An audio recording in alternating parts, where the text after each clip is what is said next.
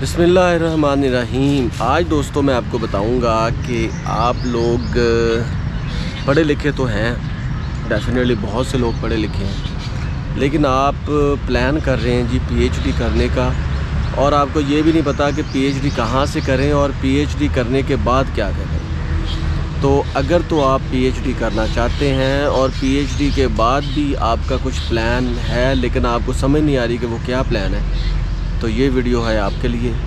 तो इस वीडियो को आपने एंड तक देखना है, एक लफ्ज़ और एक सेंटेंस को भी स्किप नहीं करना और आपको होगा फ़ायदा बहुत ही ज़्यादा। तो दोस्तों सबसे पहली बात तो ये कि मैं आपको मशवरा ये दूंगा कि आप पाकिस्तान से पीएचडी ना करें। इससे मुराद ये नहीं है कि पाकिस्तान में कोई यूनिवर्सिटी नहीं है या कोई अच्छे इदारे नहीं है। बहुत बड़े बड़े नाम हैं, पंजाब यूनिवर्सिटी है, कायदे-आज़म यूनिवर्सिटी है और बहुत से नाम हैं, लेकिन उसका आपको फ़ायदा कम होगा।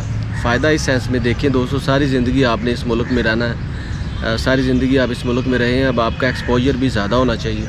तो पहली बात तो ये कि आप पीएचडी करें फ़ौरन से। अब ये क्वेश्चन बनता है कि आपकी जो फील्ड है वो दूसरी दुनिया में कहाँ है।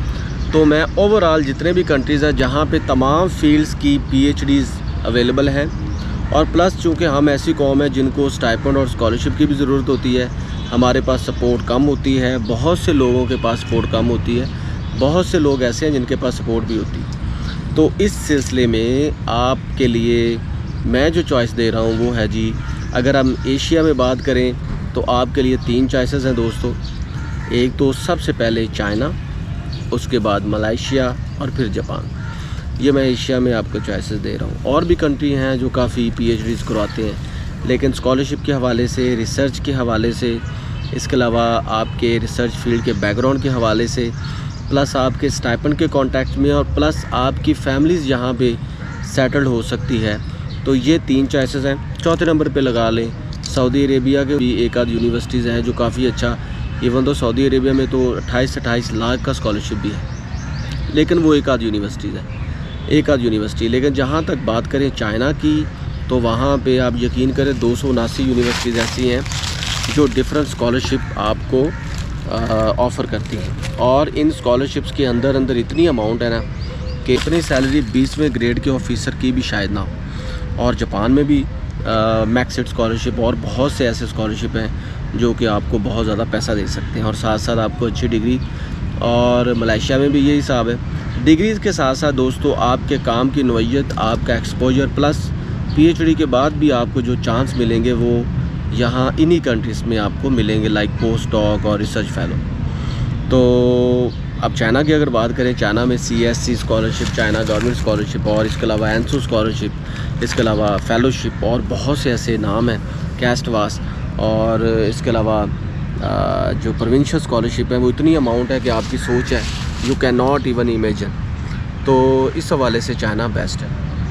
अगर हम यूरोप की बात करें तो यूरोप का हर मुल्क ही आपके लिए बेटर है। चेक रिपब्लिक अच्छा है, इसके अलावा जर्मनी अच्छा है, इसके अलावा फ्रांस अच्छा है। जहाँ पे आपको स्कॉलरशिप मिल जाए वो कंट्री आपके लिए अच्छा है। स्कॉलरशिप के साथ साथ जो यूरोप का इटली बेस्ट चॉइस है, साइप्रस बेस्ट चॉइस है।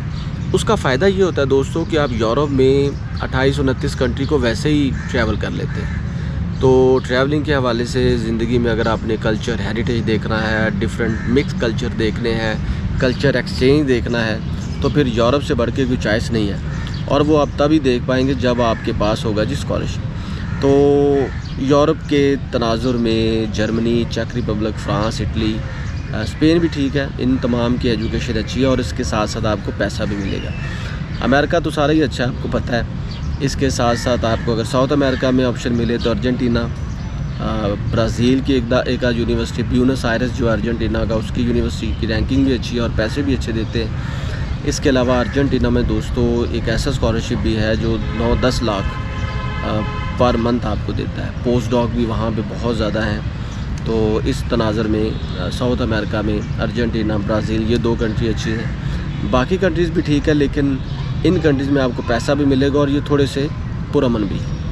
जहाँ तक बात करें ऑस्ट्रेलिया की, ऑस्ट्रेलिया में स्कॉलरशिप इतने नहीं हैं, लेकिन कैनबरा, सिडनी, मेलबर्न और पर्थ की एक यूनिवर्सिटी लगा लें, वहाँ पे रिसर्च बहुत अच्छी है। अगर रिसर्च का कॉन्टेक्स्ट देखना है तो ऑस्ट्रेलिया बेस्ट चॉइस है, लेकिन वहाँ पे स्टाइपेंड स्कॉलरशिप शायद आपको ना मिले, प्रोजेक्ट मिल जाएंगे। सेंट्रल एशिया में भी कोई ख़ास नहीं है, लेकिन जो आज़रबाईजान है ना दोस्तों, आज़रबाईजान में पाकिस्तानियों की इज़्ज़त ज़्यादा है, तो वहाँ पे भी आपको जाना चाहिए पीएचडी के लिए। तो अफ्रीका में तो कोई ऐसा कोई ख़ास नाम नहीं है, लेकिन ये है कि बहुत से आर्कियोलॉजिस्ट हैं जो अफ्रीका में जाते हैं, जैसे कि इजिप्ट हो गया। अगर आपने आर्कियोलॉजी में पीएचडी करनी है तो मेरा ख्याल है इजिप्ट में बढ़कर चाहे पूरी दुनिया में नहीं।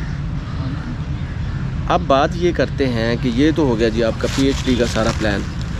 अब आपने पीएचडी के बाद क्या करना है? देखिए दोस्तों, पीएचडी के बाद ये 5 काम ज़रूर करें। पहला काम तो ये कि आप पोस्ट डॉक के लिए अप्लाई करें। पोस्ट डॉक के लिए अगर मनी गेम की बात करें, अगर मनी गेम की बात करें तो मैं सबसे पहले आपको यही सजेस्ट करूँगा, चाइना से बड़ा कोई मेरा ख्याल प्लेटफॉर्म नहीं है दुनिया में कि जहाँ में पोस्ट डॉक के लिए आपको रकम कम मिले, या पोस्ट डॉक के लिए 1-2 साल के अंदर आप इतने पैसे कमा सकते हैं कि पाकिस्तान में बड़े से बड़े शहर में आप अपना बहुत बड़ा घर खड़ा कर सकते हैं। इसके अलावा जापान है और मलेशिया, मलेशिया।